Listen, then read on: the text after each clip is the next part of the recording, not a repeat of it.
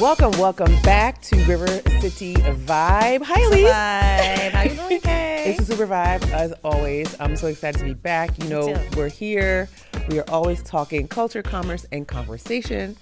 And Harrisburg there's a lot going on that we got to talk about. So much. And this show might be a little bit of a Debbie Downer because there's just some things that we have to talk about that are difficult. So should be interesting. Some wins. It's fall season, hoodie season. I do love Y'all that. need to get y'all one of these 717 hoodies. Yep. Shout out to Swiss, a local artist. Yeah. He actually debuted on Black Ink Crew TV. Yeah. So one of our quasi famous from Harrisburg folks. We've got celebrities right among us. Yeah, so definitely hit us up if you want your 717 gear swag. Dope.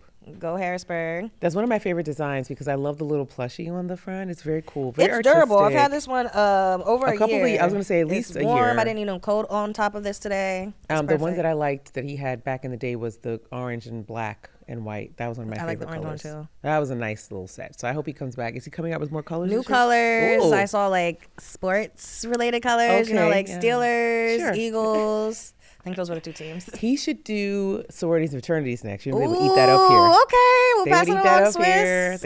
Okay. So let's jump right into the hard part. Which everyone saw the videos. Yes, we're going to talk about fights and at school and accountability at John Harris. Dun, dun, dun. We did talk about John Harris recently and the overturn of principles, right? Because the liability. Yes, big time.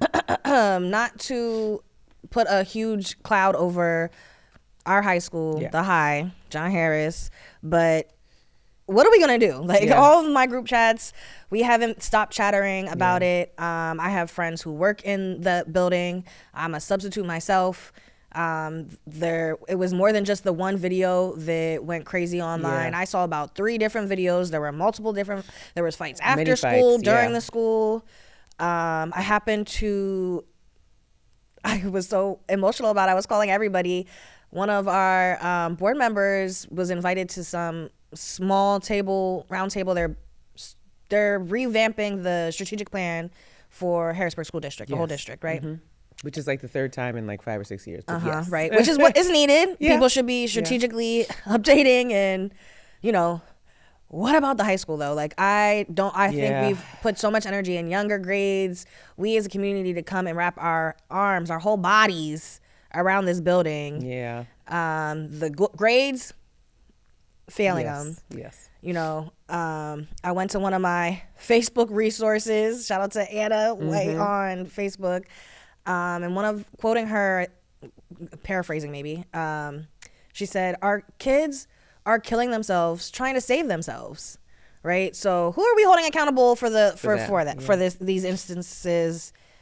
My one friend who works there, she was like, stop calling them fights. They're riots. Like it's not a kid and a kid. A kid and a kid. Right. Yeah, it's like literally 40 or 50 kids all brawling in the hallway, which is insane. I mean, so I have taught in very difficult places, particularly in New York City. And what I find curious is this is not the first time this has happened. Right. Won't be the last time it happened. Right. And it's not just at this school. No. Right. It's not just at John Harris. But for our school district, I'm wondering, do we have a protocol for when things like this happen? It doesn't look like that. It looks like when the kids hear a fight happening, they all run to the fight. Versus, is there a way to disperse that fight that is not reactive? Right. Maybe it's proactive. Maybe you start. I don't know though. I don't know what the protocol is. So it looks like and anything could look like anything from a video, right? So I don't know. I don't know what the protocol is. What is leadership? I'm wondering how Dr. Henry the superintendent, is reacting to this too. Like I know this has got to be a difficult, thing. But the first thing I wonder about is protocol. If you have 50 kids in the hallway, are they running towards the fight? Are they coming out of their classrooms when they hear something happening? And how do you mitigate it from those standpoints versus like now we're just seeing the video of 50 kids in the hallway fighting, right?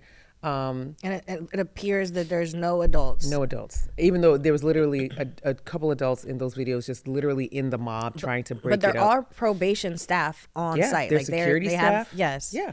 I was told from adults in the building that adults were spread out because multiple fights were happening at the exact same time. Is you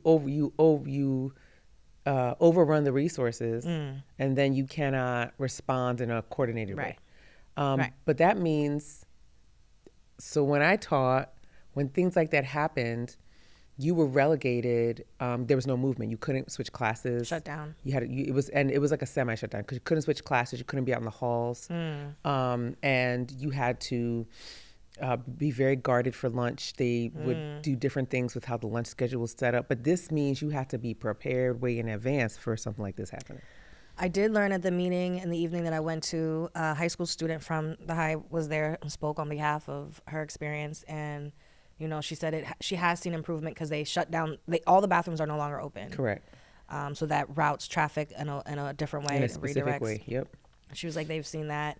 One of the data that was the data that the school had done, they did a survey to adults, parents, kids, and educators, and separated 3 different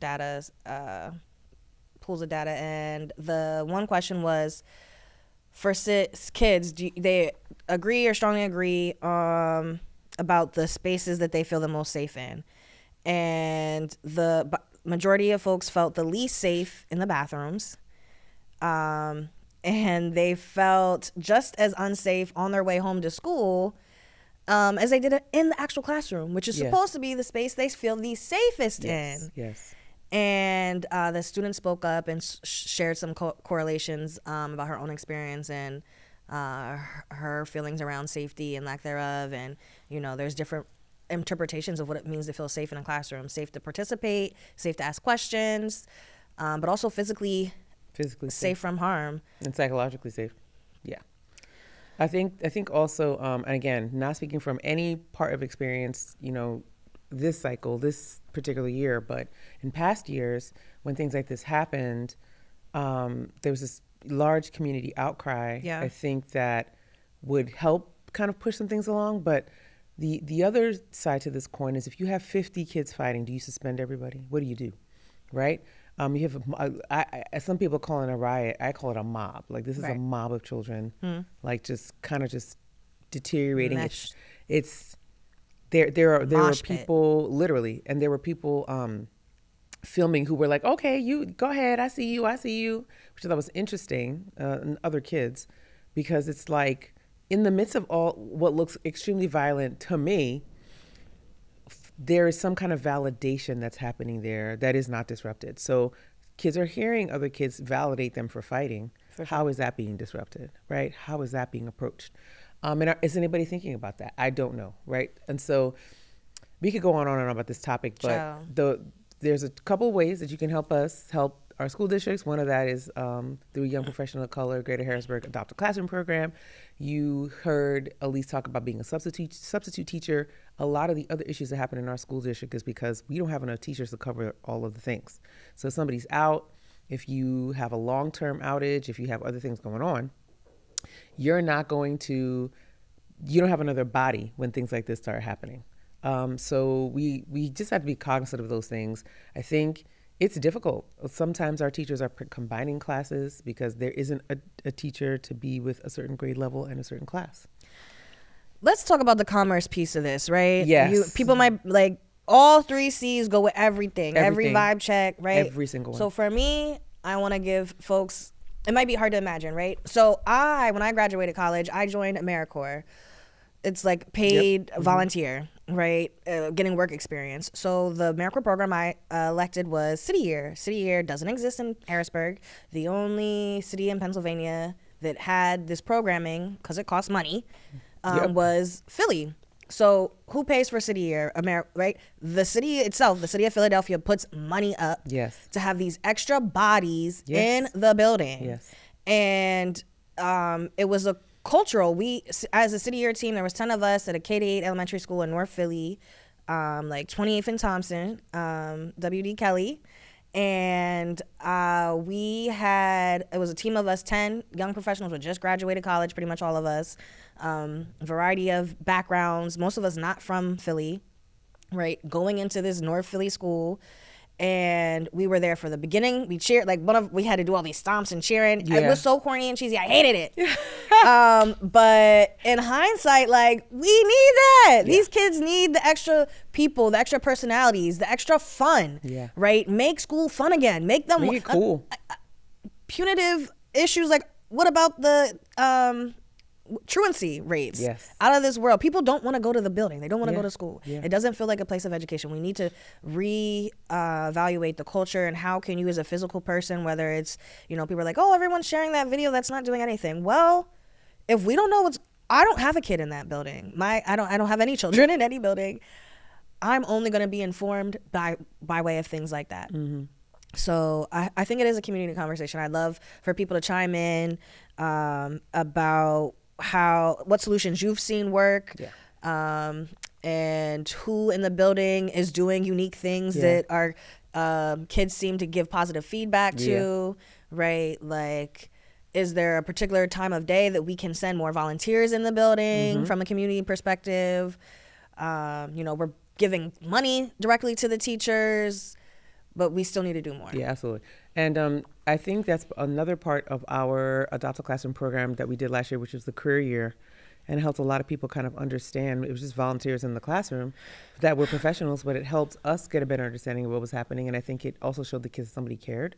That, you kind of, like, your teacher becomes like a parent almost, in this idea that you get sick of them too, and you see them day in and day out. Mm-hmm. What can the community response be to being in these classrooms?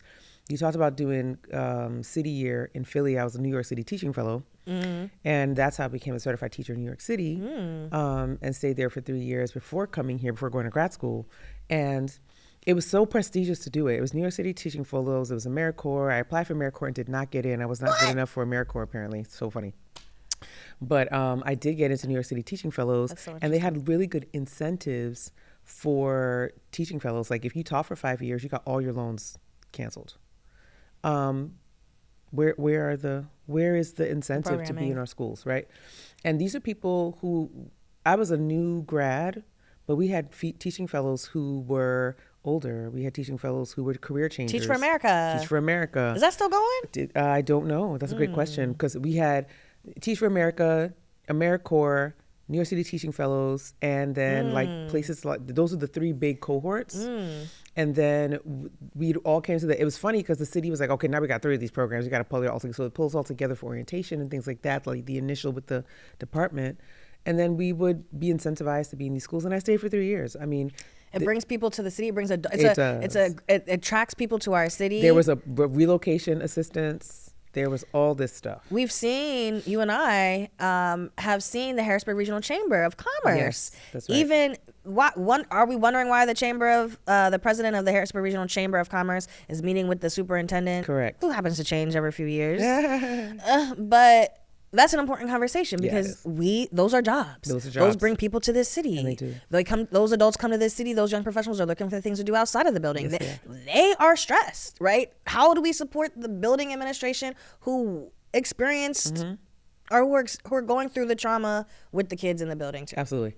And the culture piece is people move out of the city because they understand the culture of the school when it's time to have kids. That is a drain on the city. And this is something that people have been talking about for a generation, almost. And they're talking about how when it's time to have kids, they move to another school district because they don't want to even deal with what's happening in Harrisburg. That is a drain on our commerce and a drain on our culture, for sure. Numbers, right? Another data point that I learned last night was that, and I'm from memory, it was around 80% of the educators that looked forward to coming to work. Good point. But maybe only 60-ish% of them would recommend a student to go to the school. That's right. Right? That's a big difference. And it really we can go on. We will go on and on. But the point is, how do we look at this from a culture, commerce perspective? Like, our schools, as a community. Right? As a community, our schools are supposed to be the lifeblood of our commerce and our culture. That's the point of the story. Exactly. That's the whole point of educating our youth to come into the community and come into the society ready to, like, carry on the work of being a society and being a city. And anyway, so that's the conversation. That's the question. How are we making sure that we are protecting the lifeblood of the city. Amen. Yeah. Well, that was a very rigorous conversation. Vibe check. So vibe check for sure. Our next vibe check is going to be, and that was supposed to be quick, but we had to really dig into that one. But our next conversation is going to be around banning PennLive. Are you a pro PennLive reader? Yeah, let us know about that. Not so much. And why? Why? What's going on with that? I think that's an interesting question because over the years, there have been lots of criticisms of PennLive. And if you... Lots. And if you've been around for the city for at least 5 years, you remember when this was around the Black portrayals and narratives in PennLive and how they were portraying Black and brown folks in the city. Right. And a lot of folks got with them and were like, you need to shape this up. You can't be talking about Black folks like this. And they started the Trailblazers and Trendsetters where people were getting awards and they had Black Voices columns. So on one side, I see some progress with PennLive. On the other side, I feel like there's still a community connection that they can keep working on. Right. And shout out to the CEO. He's been doing a good job. The revitalizing downtown. We've been talking about PennLive probably on every single episode. Another one to talk about every single episode. So they are a major shaper of the vibe in this River City, Harrisburg. That's right. Let's hold them accountable. And a major shaper of the culture. Okay? Yes. So these things are really important to talk about. Okay. So the current issue is a recent uproar. Yes. A one-tone cook in Harrisburg ended up mentioned in a text message in the paper, and the headline was about him specifically. Right. They shaped the article around him being a mayoral candidate who then was found in this exchange. This is the most recent article on Cook and PennLive, but maybe a week or two prior, they had him shining light, local hero, Harrisburg hero, or something like that. Yes, that's right. And then a week later, literally a week later, he had something to do with a crime. Now, this also has to do with the writers. So, City of Harrisburg hometown hero Tone Cook. There was a write-up on it. The news picked it up, everything like that. He's the CEO of Michael's Memory Push, strengthen the community. Meet Tone Cook. Whole thing going on. Mm-hmm. Seconds later, it feels like, it was the headline was Harrisburg activist. So it went from his name and him being hometown hero to a Harrisburg activist named in court document charging mother and toddler's overdose death. Now, every author and every writer at PennLive has a specific relationship with the community. So you always have to look at who's writing what. That's the first thing I'll say. Okay. I have had a lot of luck with certain writers versus other writers. So I'll just say that I won't name any writers today. Something to look at when you're looking at news. But that's what you got to do. Who wrote it? Not just the news production, but the individual author. Not just the outlet and not just the headline. A lot of people will read the headline and then maybe read one or two lines and then be like, I read the whole thing. No, you didn't. And you need to read the whole thing. And you see who's writing it. Use that email. There's usually an email next to the name. You can actually contact them and be like, this is incorrect, and here's how I know. And they will correct it. That is their duty to correct it. So anyway, back to the story. Mm-hmm. A Harrisburg community activist and former mayoral candidate was named as, so he went from and it's this coded language around words, right? He went from hometown hero to Harrisburg community activist. And I think that's interesting because the last thing we heard about him was that he was a hometown hero. Mm-hmm. So the language changes very specifically because of what we think about activists and how we're like, oh, you're an activist, but you're doing this. It's a very interesting change in language from 1 week to another, maybe 2 weeks, but 1 or 2 weeks to another. A community second. Literally, it felt like a second to me, moments later, right? And he was not the subject of this inquiry. He was not. There were no affidavits filed of probable cause filed against him. There were some filed in this issue.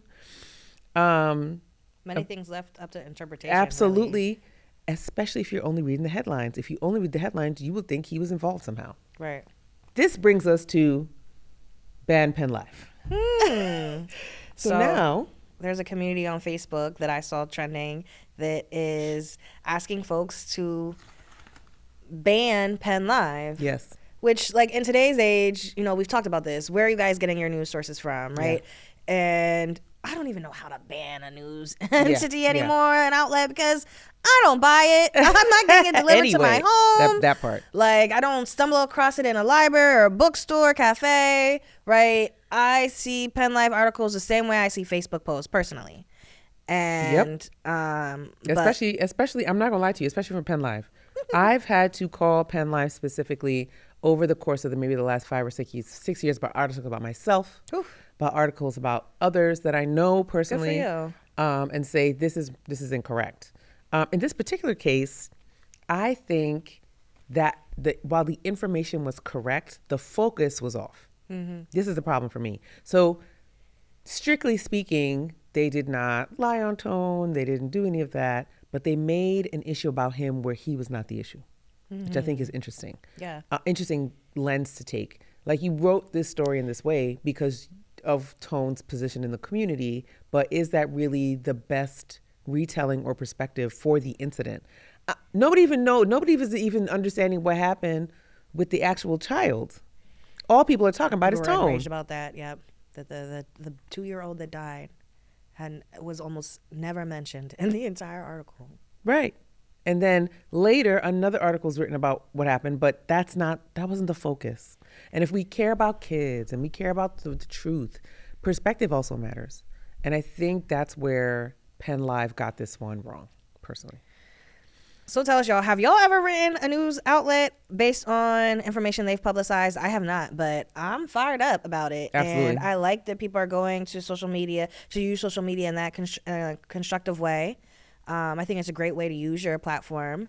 And if you didn't know, you can contact article writers directly. Yeah. So if you feel so inclined, if this isn't necessarily your hill to die on, but you do take issues with any news outlets out there, that is a way, a systemic way to hold them accountable. They have to put their contact information. They have to put their first and last name. No one is publishing anonymous articles in major outlets. It's it's inappropriate. It is inappropriate for that reason. And that's the standard of journalism they would not hold to. And I just want to read one more a couple comments from the folks who were on the PennLive page. It's the comments, y'all. It's always the comment section for me. Okay. This person wrote, "This is blowing me. Defamation of character for the last time. If there's anyone on this post who has been, or family that has been defamed by PennLive, please inbox me. Enough is enough. Enough is enough." Defamation of character. I don't think there's defamation of character per se. I think this is one of those perspectives that they really were ramming, they were ramming this perspective in, trying to highlight something for Tone that did what? What exactly did it do? So yeah, I just thought it was interesting. But people are fired up about it. But you have to know what defamation of character is. If you defame somebody, usually it's by painting them in a poor light with untrue things. While this slant is not the best slant, the information in the article is not untrue. Right? So this person picked a perspective, knew they would get a rise out of the community because of who they highlighted, but the things said were not untrue. So that's the hard part about this. But libel and slander so happen to be fake statements, either spoken or written about a person.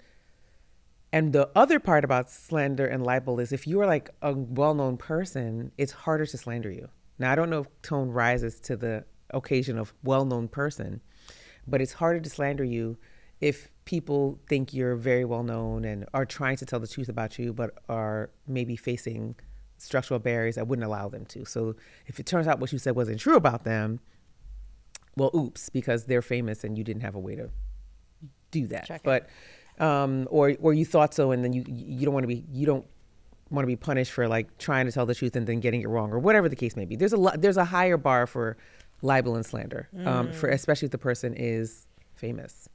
What else happened with that one? I think overall, the perspective that I thought was interesting was, for this, I think the community should calm down a little bit. This is not the hill to die on. Okay. So Yeah, I don't disagree. I love the coming together, picking a stance. I think that folks do need platforms, right? Like people who ran for office had a platform, right? A Yeah. series, a short series of, hills they're willing to die on. yes. And as a community, right? Are you a part of a community? Right. Yeah. I've been saying that every episode. I think I'll say it again. Join a community. If you want to rally people around an issue like this, join a community and rally. But, fact checks. And the other interesting thing I thought somebody said was, so basically PennLive seen his post in Ratchet News and went and dug up some dirt. This is the other thing that has been happening, is that independent journalists and independent commentators, I don't know if all of these outlets rise to the level of journalists, I'll just say that, but these independent commentators and community observers, PennLive is getting their news from them, and they're making it news. And I think that's interesting because PennLive reacting to this kind of information doesn't seem to me to be the best way to go about breaking the news. But that's just me. But we've seen it over and over again. So yeah, all of the above need to be held accountable. The independent folks, the major outlets, locally major, nationally major. Yeah. We talked about how social media has been disrupting that industry, and maybe even pushing more power in our hands, actually, 100%. as community, as individuals, and part of a community. Absolutely, 100%. Yeah. Well, we're gonna keep it popping over here. Our next vibe check is on the We Ain't Buying It National Blackout. This is supposed to be happening starting the Thanksgiving weekend, and it's a new campaign urging a boycott of major retailers over the holiday weekend. Earlier in 2025, similar 24-hour economic blackout actions trended. And this one, I actually got an email on this one from Black Voters Matter not too long ago, and they had a press release, and I posted about it. Okay. And what I thought was very interesting about it is this kind of "we ain't buying it" double meaning slogan. So it's we ain't buying it, like we're not going to spend our money, but also we ain't buying what you trying to sell us economically, culturally, where so many of our dollars, right, go towards sustaining this society, and then you give us very little in return. So it's this very interesting double speak, but good in a good way, about no, we're not buying that that you're going to treat us this way, and we're going to still give you our money, but also we're going to show you that through this economic. Let me get a round of applause for all the people who are still boycotting Target right now. I just told Basir the other day, we haven't been in a Target in probably almost 2 years. That's crazy, because we're at the end of 2025. I accidentally went in there for Starbucks, and I was wondering why I felt so weird. Why I was like, I hadn't been here for a while. I was like, oh shit, Yeah. I'm not supposed to be here. I hope no one sees me. I'm only here because it was the closest Starbucks, and I had to go to JCPenney. That's the only reason. I'm in a Target. Please Oh my God. forgive me. I have to ask for the communal forgiveness. And I want to remind people that these kinds of actions, these targeted economic actions, work because Target is one, and maybe we can bleep. I mean, it doesn't matter to me, bleep about Target, but this commentary around boycotting Target was so contentious. People were like, "You're gonna make the black businesses in Target suffer," and my unanimous answer to everybody was, "So what? You get your products out of Target too." Because they don't value the people that you want to come in and shop there. Tabitha talked about it. Yeah, she did talk about it. It was her that I was talking about. She was like, "You're gonna hurt us if you leave. You stop shopping." And I was like, "Girl, get your stuff out of Target." But I went to InvestFest in August. So the timing of it all, we heard from Black Voters Matter folks, the folks who are facing the lawsuits from like large scale companies who are suing anyone doing specific for black people things, right? And it's all wrapped up into this it's all wrapped up in the same conversation, right? But in layman's term, every dollar you spend matters.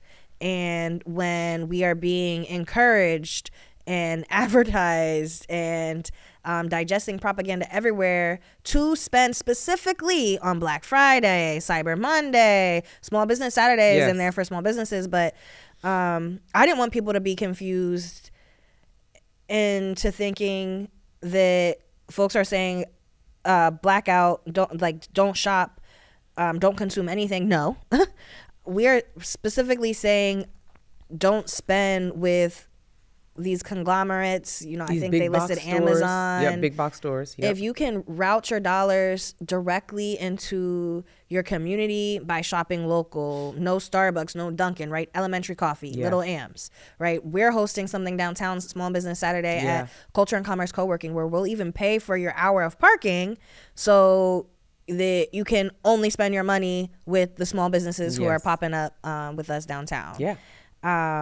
There are other small businesses, I'm sure, locally who will be open on that Saturday. It's a great day. If you haven't been to the market, go shop down at the market, eat your food there.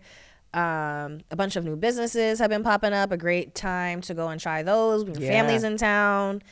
That's what we did when my family was here. We tried. We ate local, and we did a Philly trip, but we ate local and we hung out local. Any place you recommend, folks? I always recommend Men in the Kitchen. I really like their food, and they've done a really good job. They just had the HBCU after homecoming party, and it was really great.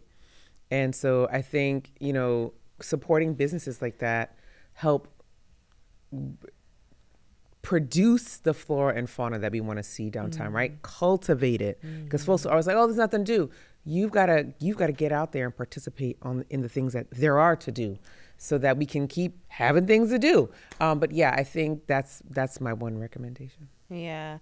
You know, whether you're going to spend $100 or $1,000 on Black Friday, now is the time to start sourcing your other vendors, your other shops, your other boutiques. All of those things. Just like we can't rely on the school board to come in and fix John Harris tomorrow, right?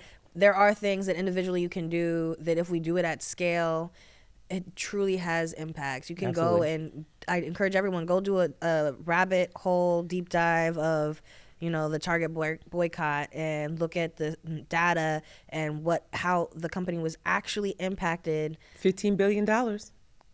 It's a lot of money. And it's just a matter of fact that we are referring to African Americans, are the largest consumer pool, right? We shop, all right? We do shop. And there's nothing wrong with that necessarily, but... Right. How are you shopping? Yeah. And the thing, so Thanksgiving is in 2 Tuesdays. So your question to yourself is, how am I going to be rerouting my dollars away from those big box stores? Yeah. And those large conglomerates that, you know, are chasing the mass distro model. Like, how are we going to do that as a community? Let's do it. Yeah, let's do it. Okay. So this one we want to spend a little time on, and then we probably gonna have to cut the show a little short because it's already 1:41. Can you believe this? So love and election returns. Oh my goodness. Vibe check. Vibe check on elections. I just want to tell you something. Let me tell you something. Harrisburg. Let me tell you something. Harrisburg had some of the highest voter turnout we have seen for any election year, probably since Obama. Clap it up. Big up to you guys. That was 2018? I couldn't. 2008. 2008 and 2012. Yep. 2008. So like some of the biggest election returns ever. Sheesh. And I think especially Talk about it. If we compare it to 2021, the mayor's race of 2021, more people came out to vote in this election than the 2021 election. Interesting. Very interesting. Countywide as well, over 80,000 people voted for the row seats in Dauphin County row seats, including Prothonotary and Clerk of Courts. We had a lot of interesting firsts. First, Latasha C. Williams, first Black woman to be elected to the Dauphin County Court of Common Pleas. We had 2 women now, 2 Democrats. Katie McShane is there now, which is interesting. There's still, of course, 9 Republicans, but there are, I think it's 11 or 12 people on the bench that I think more reflectively represent the electorate now, which I think is very interesting. With, again, over 80,000 people voting. I think it was like between 80 and 82,000 people voting in Dauphin County. That is almost 40, it's close to 40% voter turnout in the county, which is wild. It's wild, which is wild. So yeah, I don't know. I'm always interested to hear, you know, we are both pretty politically active these days. And really it's not just about politics, it's about civics. It's about being engaged. So I'm always just interested to hear what you think was happening with this election. Yeah, I mean, I've seen the headlines, right? The Dems sweep across, and I've seen highlights nationally from, first. A lot of it has to do with race, like, and gender, right? Yeah. Women getting into politics, more African Americans getting into politics, and even not African Americans. New York City, I watched that debate. Oh yeah, everyone did on election night, and yeah, like a Muslim governor. Muslim city mayor, but yes, mayor. I said it wrong. Mamdani, yes, Zohran Mamdani. And we talked about what that TikToker did. Yes. For Camp Hill's Borough Council, Mechanicsburg. And also, they picked up more seats on their council too. There was some flipping going on in their council as well. Did Mercedes? She did. I was Camp Hill mayor, and I do not think she was running against an incumbent. Okay. So that was very difficult. But shout out to Mercedes because she stays active. Mercedes really Evans, like that. Yeah. About that. Yeah, she's on their borough. She's amazing. She's borough council. Yeah, Camp Hill borough. And then so our city seats. So we retained our state judges at the state. That was a big contentious one across the aisle. We have new county judges. We have the first Hispanic prothonotary for the county, Antonio Carreño. He took that by a wide margin. Yeah, which was interesting. And the Honorable Wanda R.D. Williams kept her seat. Kept it. Dan Miller ran on the Republican ticket. A big gap. I wouldn't call that a big gap. It wasn't. It's 14 points, but it was 14 points in the way that I don't think I've ever seen that many Republican people switch over to vote Republican before. Okay. Very interesting. And a lot of people in the city, I'll look it up in a second, but a lot of people in the city, even if they didn't vote all the way down the ballot, they voted for mayor, for sure. Okay. Of course, because we are a majority Democratic city, all of the council members who won their primaries ran unopposed. There was nobody running on the Republican side that I saw. Maybe some write-ins. Maybe. And the controller, Karen Balaban, also lawyer extraordinaire, who we all know from the 2021 mayoral race. I don't recall that. Oh yeah, she was the lawyer that took Otto to the courts to try to get him kicked off the ballot. Okay. Said he wasn't living here, and she produced the water bill. That's her claim to fame here. Okay. Karen Balaban. So Karen Balaban is there. Shout out to Mary, who's a friend of mine. That's her sister. And so we had a lot of interesting things happen. Voter turnout across the entire country was higher than people expected, especially for municipal elections. So my question here is, let's write some love letters to Harrisburg, love letters to HBG. What's one thing you want city leadership and even our county leadership to protect for the city of Harrisburg in 2026? I think I'll answer first. I think I want us to protect our environment, the river, the things that are happening around Reservoir Park with the sinkholes and in Allison Hill and South Harrisburg. I think that needs attention, and I hope our city and county can start really paying attention to that, because we need a focus on we need a good focus on our environment in Harrisburg in order for us to persist into the future, and for families in those parts of the city to be safe and feel like they can make a home here. I would say my first letter of mine, dear Harrisburg, I would love for the city to create real, true partnerships and integrations with our school board and the school district. We talked about it earlier on today's episode, but there are a lot of creative ways. I know the city council has approved dollars to go to sports in the schools. Yep. So to say that, I happen to run for council, one of the main things people would ask you to do is about the school, the kids, and council members are, it's not really my job. It's not really in our purview. It's not in our scope. But let's get creative. And you can't form partnerships. Like, none of this work can be done with just one body trying to do all the work. So how do you form real bilateral relationships between these different governing bodies? Because that's really what it comes down to. True. Living in a capital city, I always say this: we have 5 levels of government that we feel very presently. Everybody has these levels of government, but we feel it the most present because we're in a capital city. And so these levels of government converge much closer for us is our school board, which is a separate entity from our city council, which is a separate entity from our board of commissioners at the county level, which is a separate entity from our state government, which is a separate entity from our national government. That's 5 levels of government. And why, being at the Capitol, we are uniquely positioned to have those relationships and exist feel here. The pain points of when them when they don't work well together. So this is something that I preach all the time. Know what level of government is which. Know how they interact, and how can y'all work together for the betterment of not just Harrisburg, but even the locales around us, because we're at the epicenter of it, but the places around us feel it as well. Amen. Because we know elections set the table. Yes, they do. Yes, they do. Elections set that table. And but you know what? We season the meal with what we asked for. Keep those love notes coming. Please. Okay, vibe check. We have time for some more vibe checks. One more maybe? One more maybe, I think. Yeah, I think so. So we got to talk about the Tool Library. A tool library. What in the world is a tool library? Because Harrisburg has a new tool library, and they just got $25,000 from the DCED, which is I always get this wrong. Dolphin. Yeah, I do. Dolphin County Economic Development, possibly? Yeah, good. Okay. A grant presented this week. They're at 1314 North 3rd Street, and they have sliding scale memberships. But what in the world is a tool library? So I was introduced to this concept by a colleague who had been living here. He moved though. I left the area. Shout out to Zach. And it's the commerce piece to it, which is why they think it's a great fit for Harrisburg, is that most of our residents are renters, which means that they are either relying on their landlords to come and fix their home related issues, or they're doing it themselves, or they're just letting their home that they rent in go to dilapidate. Yes. And so that's one reason. That's one commerce aspect of it.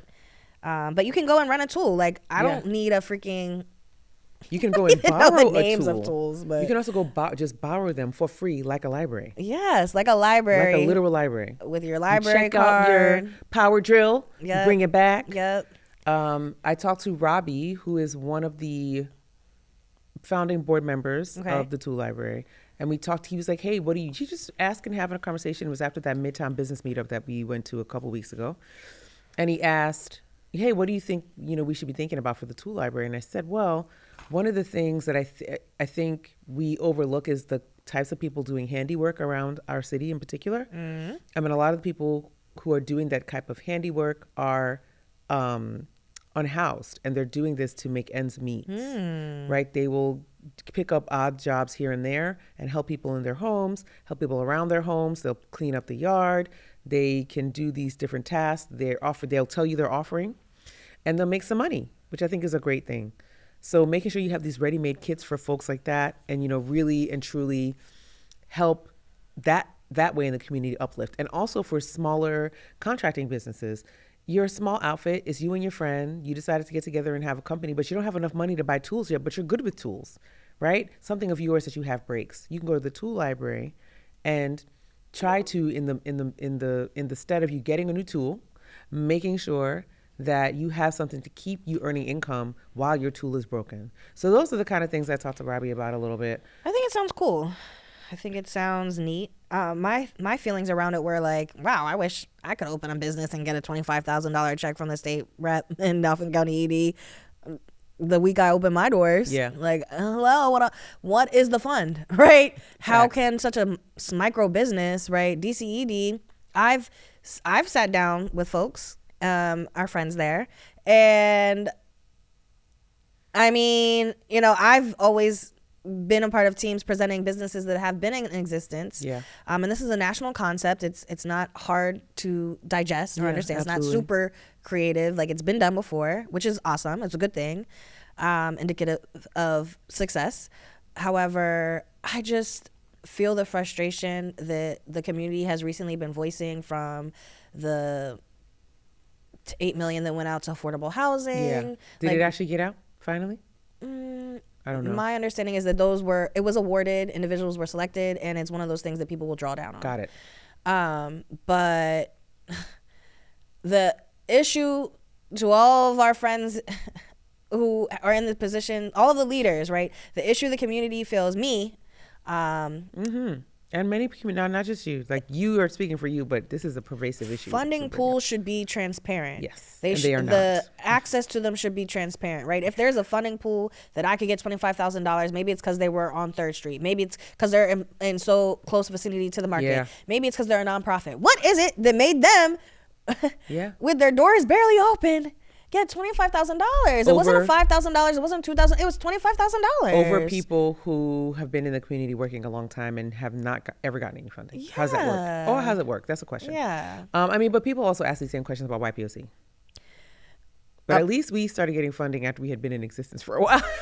But people ask the same kind of questions about us, like, how'd y'all get that money?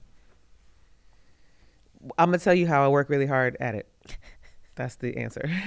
I think that's a not. I don't see that as in this same lane, because YPOC is 10 years old. Yes, we'll be 10 next June. Yeah. But I'm just saying people ask the same question. I don't think it's the same at all. Right. But I'm saying people ask those same questions. You know what I mean? Which I don't know. I don't know how fair that is. And relating it to the housing, I brought that up as a parallel example, simply because, like, it's not a bad thing that the money went out. It's great that the volume of money that is available finally and is going out finally, and that so many of those folks are local from the community, and that there are a decent amount of there's diversity there, right? There's a decent amount of developers of color, which used to not really even exist. Absolutely right? So our developers of color were included. Shout out to JMB, shout out to George Fernandez, shout out to Tariq, Castile Construction. That's 3 right there. I just boom, off the top of my head. Good things. We just want to better understand the processes. That's all. I mean, we'll talk some more about this because I think we need to do a whole show on processes. Ooh, and funding. And to wrap it up here, let's talk about cultural food. You know, we got some food happenings that are happening in Harrisburg.